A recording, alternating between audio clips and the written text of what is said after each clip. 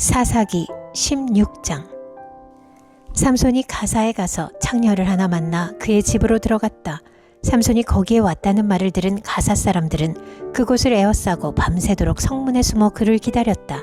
동이 틀 때를 기다렸다가 그를 죽이려고 생각한 그들은 밤새 가만히 있었다. 그러나 삼손은 밤늦도록 누워있다가 밤중에 일어나서 성 문짝을 양쪽 기둥과 빗장채 뽑았다. 그는 그것을 어깨에 메고 헤브론 맞은편 산꼭대기에 올라가 거기에다 버렸다. 그 뒤에 삼손은 소랫골짜기에 사는 어떤 여자를 사랑하게 되었는데 그의 이름은 들릴라였다. 블레셋 사람의 통치자들이 그 여자를 찾아와서 말하였다. 당신은 그를 꿰어 그의 엄청난 힘이 어디에서 나오는지, 그리고 우리가 어떻게 하면 그를 잡아 묶어서 꼼짝 못하게 할 수 있는지 알아내시오. 그러면 우리가 각각 당신에게 은 1,100세겔씩 주겠소. 그래서 들릴라가 삼손에게 물었다. 당신의 그 엄청난 힘은 어디서 나오지요? 어떻게 하면 당신을 묶어 꼼짝 못하게 할 수 있는지 말해주세요. 삼손이 그에게 말해주었다. 마르지 않은 푸른 칡 7매끼로 나를 묶으면 내가 힘이 빠져서 여느 사람처럼 되지. 그리하여 블레셋 사람의 통치자들이 마르지 않은 푸른 칡 7매끼를 그 여자에게 가져다 주었고 그 여자는 그것으로 삼손을 묶었다. 미리 옆방에 사람들을 숨겨놓고 있다가 그에게 삼손, 블레셋 사람들이 당신에게 들이닥쳤어요 하고 소리쳤다. 그러나 삼손은 그 밧줄을 불에 탄 삼오라기를 끊듯이 끊어버렸다. 그의 힘의 비밀은 여전히 알려지지 않았다. 그러자 들릴라가 삼손에게 말하였다. 이것 봐요. 당신은 나를 놀렸어요. 거짓말까지 했어요. 무엇으로 당신을 묶어야 꼼짝 못하는지 말해주세요. 삼손이 그에게 말하였다. 한 번도 쓰지 않은 새 밧줄로 나를 꽁꽁 묶으면 내가 힘이 빠져서 여느 사람처럼 되지. 들릴라는 새 밧줄을 가져다가 그것으로 그를 묶었다. 미리 옆방에 사람들을 숨겨놓고 있다가 그에게 삼손, 블레셋 사람들이 당신에게 들이닥쳤어요 하고 소리쳤다. 그러나 삼손은 자기 팔을 묶은 새 밧줄을 실오라기 끊듯이 끊어버렸다. 그러자 들릴라가 삼손에게 말하였다. 당신은 여전히 나를 놀리고 있어요. 여태까지 당신은 나에게 거짓말만 했어요. 무엇으로 당신을 묶어야 꼼짝 못하는지 말해주세요. 삼손이 그에게 말하였다. 내 머리칼 7가닥을 배틀 날실에 섞어서 짜면 되지. 그 여자는 그것을 말뚝에 꽉 잡아매고 그에게 삼손, 블레셋 사람들이 당신에게 들이닥쳤어요 하고 소리쳤다. 그러자 삼손이 잠에서 깨어나 말뚝과 배틀과 천을 뽑아 올렸다. 들릴라가 그에게 또 말하였다. 당신은 마음을 내게 털어놓지도 않으면서 어떻게 나를 사랑한다고 말할 수가 있어요? 이렇게 3번씩이나 당신은 나를 놀렸고 그 엄청난 힘이 어디서 나오는지 아직 나에게 말해주지 않았어요. 들릴라가 같은 말로 날마다 끈질기게 졸라대니까 삼손은 마음이 괴로워서 죽을 지경이었다. 하는 수 없이 삼손은 그에게 속마음을 다 털어놓으면서 말하였다. 나의 머리는 면도칼을 대어본 적이 없는데 이것은 내가 모태에서부터 하나님께 바쳐진 나실 사람이기 때문이요. 내 머리털을 깎으면 나는 힘을 잃고 약해져서 여느 사람처럼 될 것이요. 들릴라는 삼손이 자기에게 속마음을 다 털어놓은 것을 보고 사람을 보내어 블레셋 사람의 통치자들에게 전하였다. 한 번만 더 올라오십시오. 삼손이 나에게 속마음을 다 털어놓았습니다. 그러자 블레셋 사람의 통치자들이 약속한 돈을 가지고 그 여자에게 올라왔다. 들릴라는 삼손을 자기 무릎에서 잠들게 한 뒤에 사람을 불러 7가닥으로 따은 그의 머리털을 깎게 하였다. 그런 다음에 그를 괴롭혀 보았으나 그의 엄청난 힘은 이미 그에게서 사라졌다. 그때 들릴라가 삼손, 블레셋 사람들이 들이닥쳤어요 하고 소리쳤다. 삼손은 잠에서 깨어나 내가 이번에도 지난번처럼 뛰쳐나가서 힘을 떨쳐야지 하고 생각하였으나 주님께서 이미 자기를 떠나신 것을 미처 깨닫지 못하였다. 블레셋 사람들은 그를 사로잡아 그의 2눈을 뽑고 가사로 끌고 내려갔다.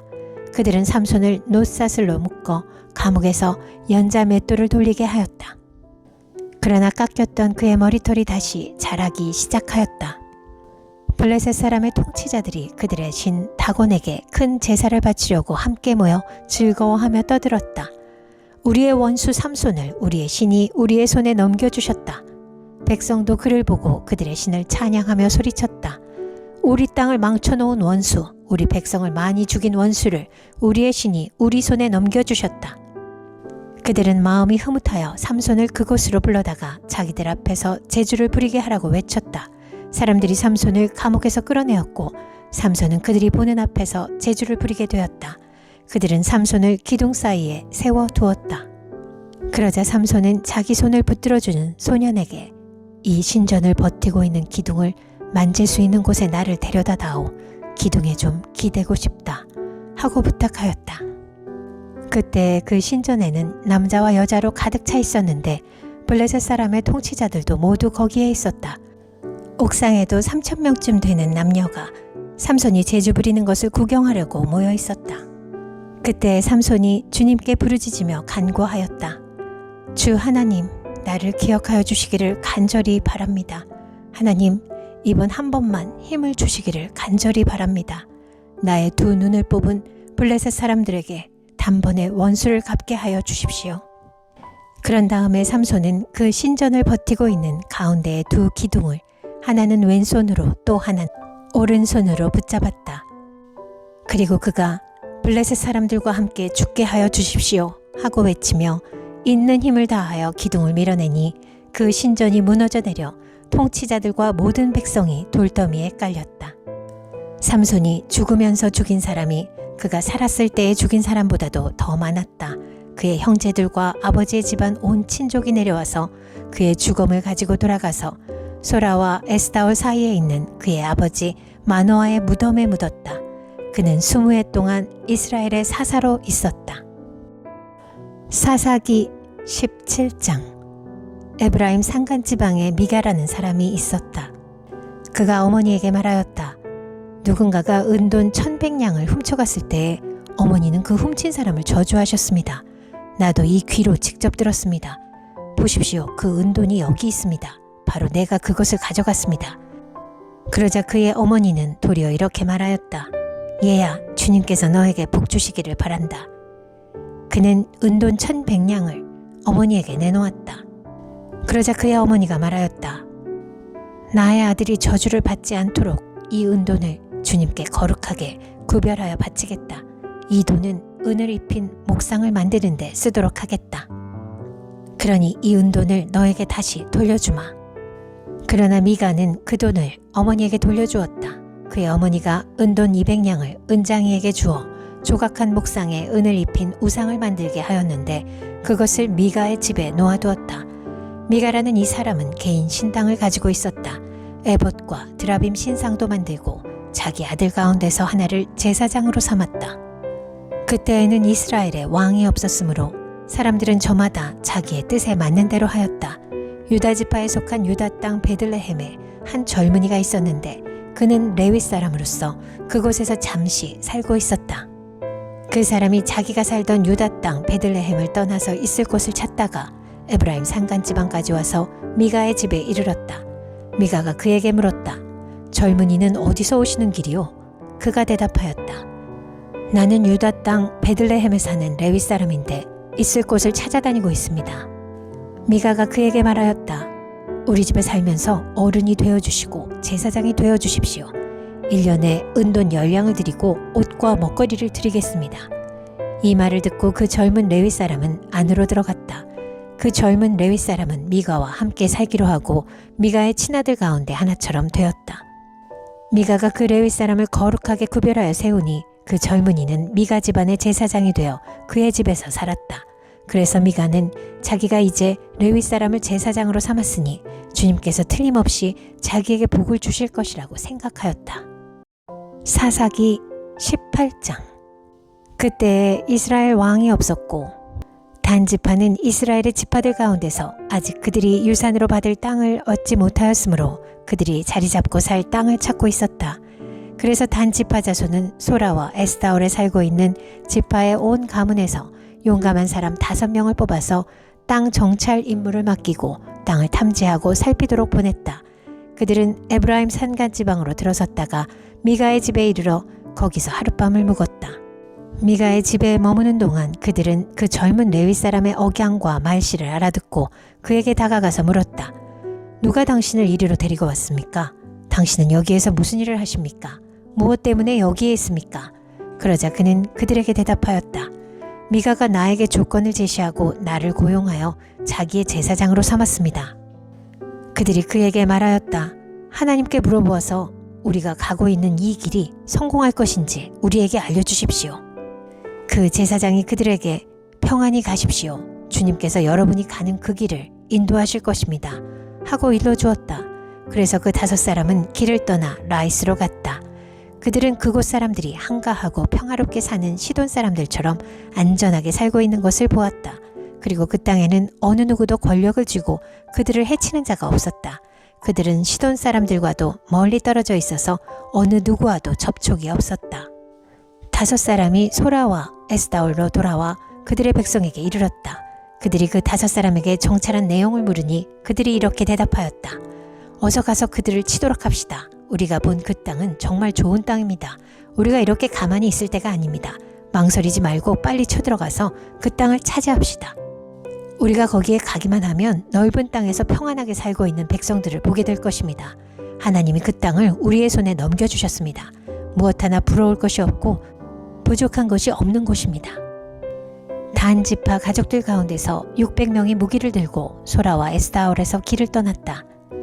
그들은 유다 땅에 있는 기럇 여아림에까지 가서 진을 쳤다.